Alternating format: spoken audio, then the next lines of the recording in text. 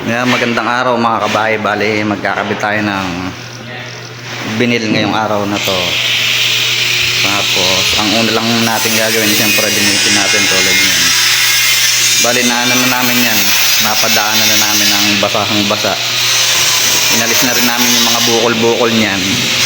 Ito tong tapon ng pintura na to, wala to. Flat naman eh. Yan.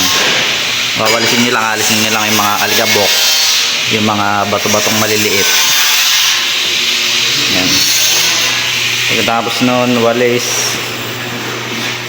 Punasan nyo ng basahang basa. Patuyuin nyo, tas yun.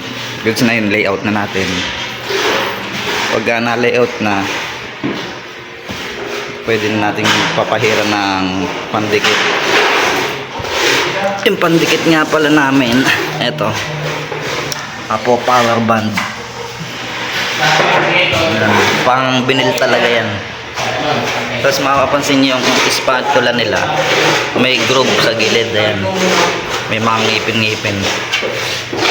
Para ka lang din nagpo-forme ka. Yung pahid nga pala ng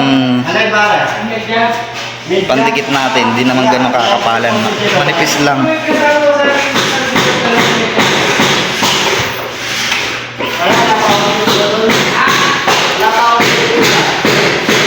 Tatansyahin nyo lang yung pwede nyo latagan. Ayun lang yung lalagyan nyo ng pandikit ng binil. Ayun, yung power band na yan. Tapos halimbawa, itong parte na to, yan. Yan, yung area na yan. Halimbawa, yun lang ilalagyan nyo muna, lalatagan nyo ng binil.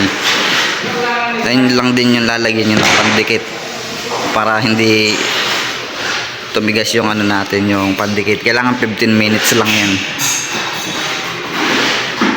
Pagka-apply ng pandikit na yan, 15 minutes, ilalatag na natin yung mga binil.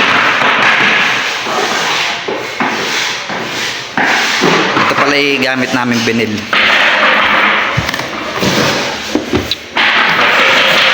Yan, ayun yung design niya.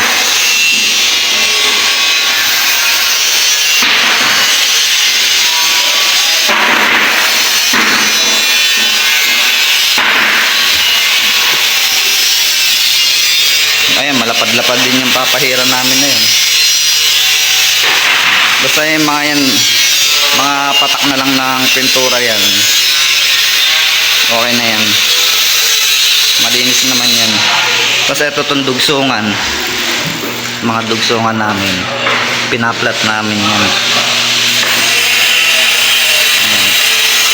Ginagrinder namin, flap disc gamit namin.